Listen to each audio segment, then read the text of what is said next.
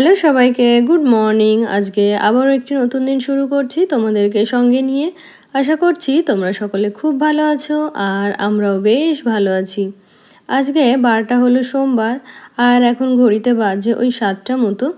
তো আজকে ঘুম থেকে একটু দেরি করে উঠেছি, কারণ গতকালকে আমাদের এখানে একটু ঝড় বৃষ্টি হয়েছিল। তো সেই কারণে ওয়েদারটা ঠান্ডা। আর তাছাড়াও গতকাল যেহেতু একটু আমরা বেরিয়েছিলাম শপিংয়ে, তো ফেরার সময় জানো তো বৃষ্টির মধ্যে পড়েছিলাম। তো যেহেতু ওই স্টেশনের ওখানে গ্যারেজে বাইক রেখে তারপরে আমরা ট্রেনে করে গেছিলাম। তো ওই বাইকে করে বাড়ি ফেরার সময় তখন হচ্ছে বৃষ্টির জল লাগে। তো সেই বৃষ্টির জল লেগে আমার একটু ঠান্ডা সর্দি ভাব, মানে শরীরটা একটু ম্যাজ ম্যাজ করছে। তো সেই জন্য আজকে একটু দেরি করে ঘুম থেকে উঠেছি। তো আগে এই যে বাসি ঘরটা ঝাড় দিয়ে রান্নাটা শুরু করব, তারপরে রান্নাবান্না কমপ্লিট করে ধীরে সুস্থে ঘরের কাজগুলো গুছিয়ে নেব। আমার গত ভিডিওতে কমেন্ট করেছিল কাবেরী। তো কাবেরী লিখেছে যে দিদি তোমার হেয়ারটা খুব ভালো লাগে আমার, আর তুমি কি শ্যাম্পু ইউজ করো একটু বলবে? শ্যাম্পু বলতে আমি ওই হেড অ্যান্ড শোল্ডার শ্যাম্পুটা ইউজ করি।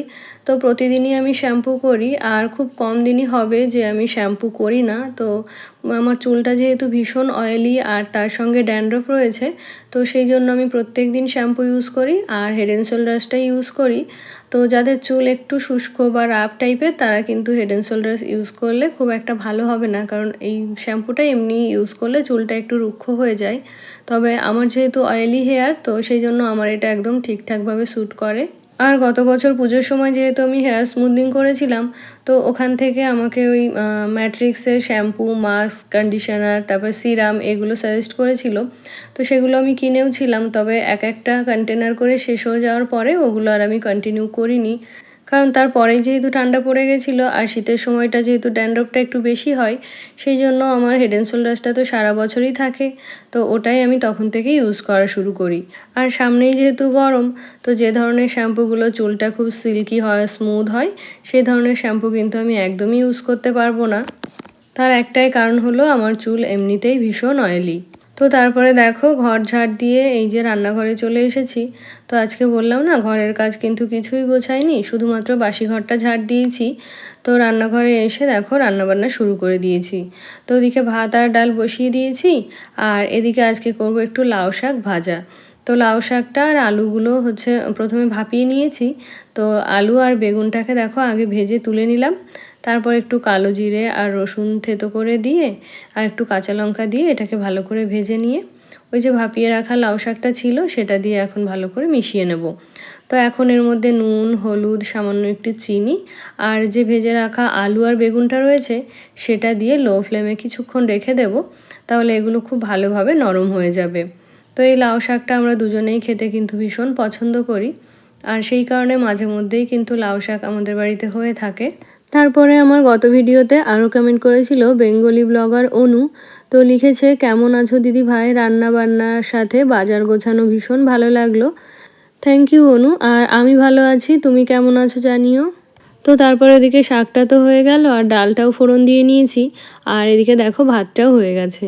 তো হাজব্যান্ডকে খেতে দেওয়ার মতো খাবার দাবার তো রেডি হয়ে গেছে, আর এখন হাজব্যান্ডের খাবারটা বেড়ে দিয়ে তারপরে হচ্ছে আমাদের জন্য মাছের ঝোলটা করব। তারপরে আমার গত ভিডিওতে আরও কমেন্ট করেছিল ঘরে বাইরে থেকে পূজা। তো লিখেছে আমিও কিন্তু হোম ট্যুর ভিডিও চাই, খুব সুন্দর গোছানো কাজ, রেসিপিগুলো সুন্দর, ভালো থেকো। থ্যাংক ইউ বান্ধবী। হ্যাঁ দেখি, ইচ্ছে তো আছে হোম ট্যুর দেওয়ার, তবে ওই যে বললাম না একা একা যেহেতু শ্যুট করতে পারি না, তো সেই কারণেই আর কি হোম ট্যুরটা আমার দেওয়া হয় না। আর হোম ট্যুর না দেওয়ার আরও একটা কারণ হলো যে খুবই সাধারণ আমাদের ঘরবাড়ি, তো সেরকম স্পেশাল কিছুই নেই যেটা দেখে তোমাদের ভালো লাগবে। তো সেই কারণেই আর কি হোম ট্যুর দিতেও ইচ্ছে করে না। তো তারপরে দেখো এখানে মাছগুলো ভাজতে দিয়েছিলাম। তো হাজব্যান্ডকে এখান থেকে একটা মাছ ভাজা দিয়ে দিয়েছি, আর কিছুটা রেখেছি মাছের ঝোল করার জন্য। তো আজকে কম মাছ নিয়েছি, কারণ গতকালকে যে মাংসটা হয়েছিল সেটা অনেকটা রয়ে গেছে, তো ওটা দিয়েই ছেলে খেয়ে নেবে।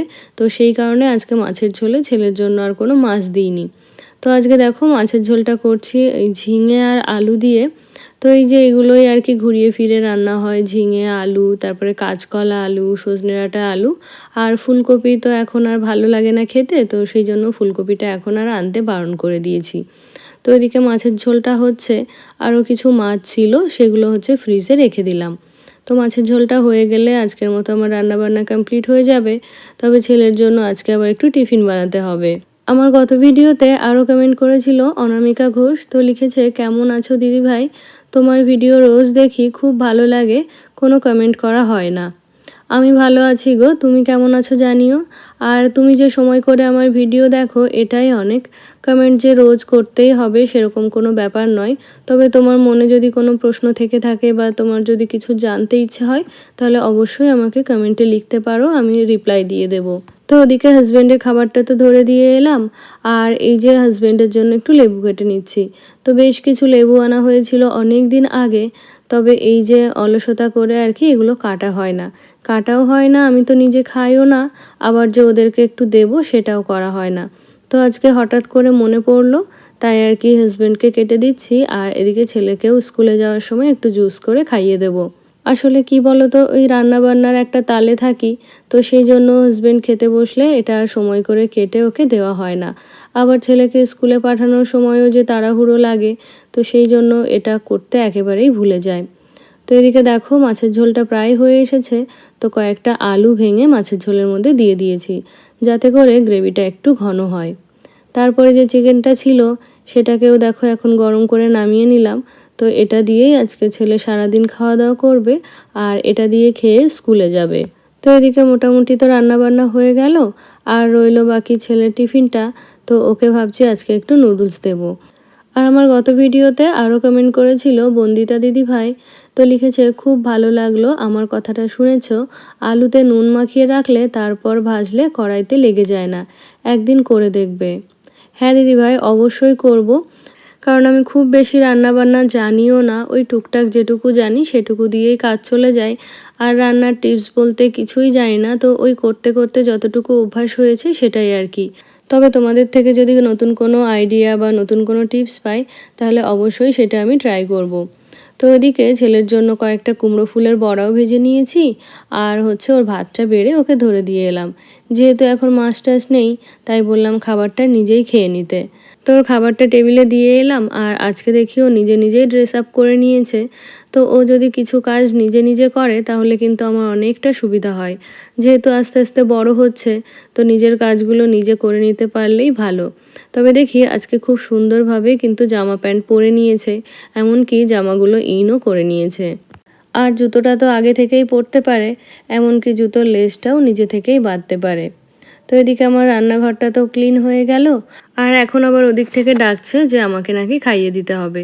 তো ভাতটা ধরে দিয়ে এসেছি কতক্ষণ, এতক্ষণে যদি খাওয়া শুরু করে দেয় তাহলে কিন্তু এতক্ষণ প্রায় ওর খাওয়া শেষও হয়ে যায়। তবে ওই যে আমার জন্য ওয়েট করছিল, আমি এসে খাইয়ে দেব তবেই খাবে।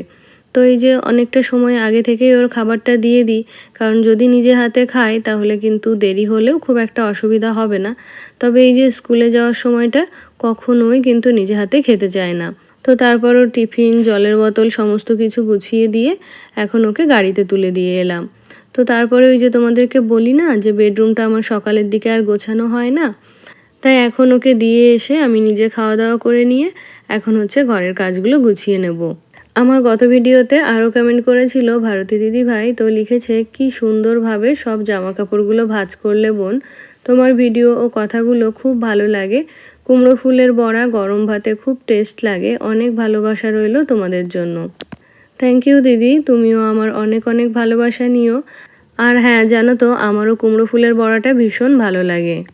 তারপরে এই দেখো প্রত্যেক দিনের মতো আজকেও আমার বিছানাটা একই রকমভাবে গুছিয়ে নিচ্ছি, আর এই কাজটা করতে আমার ভীষণ ভালো লাগে। যখনই নিজে ঘরটাকে দেখি তখন যেন মনটা ভীষণ ভালো হয়ে যায়। আর এই জানলাগুলো খুলে দিলে বাইরে থেকে এত আলো বাতাস আসে যে দিনের বেলা লাইট, ফ্যান এগুলো না চালালেও খুব একটা অসুবিধা হয় না। তবে ওই একটাই কারণ, গরমের জন্য, মানে দুপুরের দিকে গরমের জন্য জানলাগুলো বন্ধ করে দিতে হয়। তাছাড়া প্রত্যেকটা জানলা দিয়েই কিন্তু খুব আলো আসে। তো তারপরে দেখো এই ঘরটাতে চলে এলাম।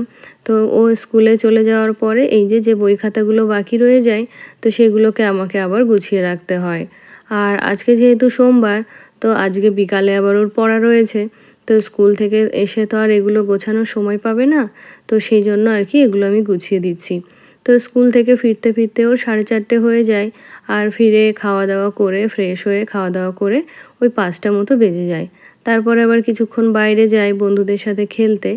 আর ওর টিউটর ওই 5:30 থেকে 6টার মধ্যেই চলে আসে। আর আমিও দুপুরে খাওয়া দাওয়া করে ওই যে ঘরে যাই, তারপরে আর মনে হয় না যে উঠে এসে এই কাজগুলো করি বা সব কিছু একটু গুছিয়ে দিই। আর জানো তো দুপুরে খাওয়া দাওয়ার পর এতটাই ঘুম পাই যে ঘুমের জন্য চোখ খুলে রাখতে পারি না। আবার ঘুমোতেও পারি না, কারণ ছেলে আসার সময় হয়ে যায়। তো ও আসতে আসতে ওই যে বললাম 4:10-15 হয়ে যায়। তো আবার ওকে নিয়ে এসে ওকে ফ্রেশ করিয়ে খাইয়ে দাইয়ে ওই যে বললাম 5টা মতো বেজে যায়। তো সেই কারণে দুপুরবেলা আমার আর ঘুমোনোই হয় না। তবে ঘুম ঘুম লাগে, একটু ঘুমোতে পারলে ভালো হয়। তারপরে আবার সন্ধ্যাবেলায় সন্ধ্যা দেওয়ার পরে একটু ওয়াকিং করি। তো এইভাবেই হচ্ছে বিকালবেলাটা আমার কেটে যায়। তো তোমরা অনেকেই আমার নাইট রুটিন চেয়েছো বা বিকালবেলা থেকে রাত পর্যন্ত কি কি কাজ করি সেগুলো তোমরা একটু শেয়ার করতে বলেছো। তো এই যে বললাম বিকালবেলার দিকে আমার সেরকম খুব একটা কাজ থাকে না। মানে ওই দুপুরে খাওয়া দাওয়ার পরে ওই যে বললাম একটু বিশ্রাম করি, তারপরে আবার ছেলে এলে ওকে নিয়ে ব্যস্ত হয়ে পড়ি। আর রান্নাবান্না তো রাতে কিছু করি না। তো সন্ধ্যা দেওয়া ছাড়া সন্ধ্যার পরে আমার সেরকম খুব একটা কাজ থাকে না। তারপর হাজব্যান্ড এলে ওর জন্য একটু চা করতে হয় বা টিফিন করতে হয়। তারপরে তো আবার সন্ধ্যাবেলা ছেলেকে পড়ানো থাকে। তো চাইলেও কিন্তু ওই সময়টায় ব্লগ শ্যুট করা সম্ভব হয় না। তো ওই সময়টা আমরা 3 জনে মিলে খুব ভালো সময় কাটাই। আর জানো তো যবে থেকে ছেলেকে স্কুলে ভর্তি করিয়েছি তবে থেকে আমার ঘরে কিন্তু কোনো কেবল কানেকশান নেই। নেটফ্লিক্স আছে, ওয়াইফাই আছে, তাছাড়া ফোনে হইচই আছে, এগুলোই দেখি। তবে ওই যে টিভিতে যে বিভিন্ন ধরনের রিয়েলিটি শোগুলো হয় বা বিভিন্ন সিরিয়াল হয়, গেমগুলো হয়, সেগুলো তো কিছুই দেখা হয় না। তারপরে টিভিতে যে সিরিয়ালগুলো হয় সেগুলো দেখার সময় একটা সময় মন এত ছটফট করতো, তবুও দেখতে পারতাম না, কারণ ওই যে পড়াশোনা করতে হতো। তো সেগুলো এখন চাইলেও কিন্তু দেখতে পারি না, কারণ ওই যে ছেলের পড়া থাকে। তো সেই জন্য টিভিটা আমাদের ঘরে খুব কমই চলে। ওই পড়া টড়া কমপ্লিট হয়ে গেলে রাতে একটুখানি চলে, তো তখন একটু ওই নেটফ্লিক্স বা একটু কপিল শর্মা শো এগুলোই দেখি। আর দুপুরবেলা যদি কখনো ইচ্ছে করে তাহলে হইচইতে ওয়েব সিরিজগুলো দেখি। তো এইভাবেই সময় কেটে যায়। তাছাড়া বাকিটা সময় তো এই যে ফোনেই দিতে হয়, যেহেতু এই যে আমি ব্লগ শ্যুট করি। তো এটাও কিন্তু আমার প্রতিদিনের একটা কাজ হয়ে দাঁড়িয়েছে। তো তারপরে দেখো সমস্ত ঘরগুলো গুছিয়ে নিয়েছি, ওদিকে সোফাটাও ঝেড়ে নিয়েছি। আর এই ঘরে কিছু জামা কাপড় জমানো ছিল, তো সেগুলোকেই এখন হচ্ছে গুছিয়ে নেব। তো এগুলো কালকে স্নান করেই আর কি মেলে দিয়ে গেছিলাম ছাদে। তো বিকালবেলা যেহেতু ছিলাম না, তো সেই ঝড়ের মধ্যে জানো তো এগুলো ছাদেই ছিল। তবে রাতে গিয়ে দেখি একটা জামা কাপড়ও কিন্তু আমার মাটিতে পড়ে যায়নি। আর যদিও একটাতেও কিন্তু ক্লিপ দেওয়া ছিল না, তবুও কিন্তু একটা জামা কাপড় কিছুই আমার নষ্ট হয়নি। তো সেই রাতেই আর কি জামা কাপড়গুলো এনে এই ঘরে রেখে দিয়েছিলাম। তো এখন হচ্ছে জামা কাপড়গুলোকে এই যে ভাঁজ করে জায়গা মতো রেখে দিলাম। আর কিছু পরা জামা কাপড় আছে তো সেগুলোকে এখন হচ্ছে কাচতে দিয়ে দেব। তো ওই যে বললাম না যে ধরনের কাজগুলো আমি সকালবেলার দিকে করি, তো আজকে কিন্তু সেগুলো কিছুই আর সকালের দিকে করতে পারিনি, কারণ ওই যে না হলে রান্না করতে দেরি হয়ে যেত। তো এখন হাজব্যান্ড বেরিয়ে গেছে, ছেলেও স্কুলে চলে গেছে। আর আমিও খাওয়া দাওয়া করে নিয়ে এখন অনেক সময় নিয়ে হচ্ছে ঘরের কাজগুলো গুছিয়ে নিতে পারবো। আর ওই যে বললাম নমিতাদি কিন্তু আজকে দেরি করেই কাজে আসবে। তো সেই জন্য আমার এখন কোনো তাড়াহুড়োই নেই। তো তোমরা অনেকেই আমার এই ওয়াশিং মেশিনের ফিচার্সগুলো বলতে বলেছো বা কী দিয়ে কী প্রোগ্রাম আছে সেগুলো একটু শেয়ার করতে বলেছো। তো ভাবছি ওটা আলাদা কোনো ভিডিও না করে কোনো একটা ব্লগের মধ্যেই আর কি দিয়ে দেবো। তো তারপরে দেখো এদিকে জামা কাপড়গুলো কাচতে দিয়ে স্নানটাও সেরে নিয়েছি। আর কালকে যেন ওই শপিংয়ে বেরোনোর আগে একটু অন্যরকমভাবে সাজতে ইচ্ছে হচ্ছিল। তার জন্য শাখা পলাগুলো খুলে ওই একটু পলা আর হাতে একটা নোয়া থাকে, ওটাই পরে গেছিলাম। তো হাতটা জানো তো এই শাখা পলা পরলেই বেশি ভালো লাগে। ওগুলো হয়তো শখের বশে পরি, তবে কিন্তু খুব একটা ভালো লাগে না যতটা ভালো লাগে এই শাখা পলা পরলে। তো স্নান দান করে আবারও সেই শাখা পলাগুলো হাতে পরে নিলাম। আর এখন চলে এলাম দেখো ঠাকুর ঘরে। আমার গত ভিডিওতে আরও কমেন্ট করেছিল ঝুমাদি ভাই। তো লিখেছে যে আমার কাঠের উনুন আছে আমাদের গ্রামে বাড়ি। ও আচ্ছা দিদিভাই, খুব ভালো লাগলো। আর আমারও জানো তো গ্রামের পরিবেশ ভীষণ পছন্দ, যেহেতু আমি গ্রামে বড় হয়েছি, আমার বাবার বাড়িও গ্রামে। আর আমারও এরকম মাঝে মধ্যে কাঠের উনুনে রান্না করতে ভীষণ ইচ্ছে করে। আজকে তবে এখানেই শেষ করছি, দেখা হচ্ছে নেক্সট ব্লগে। টাটা।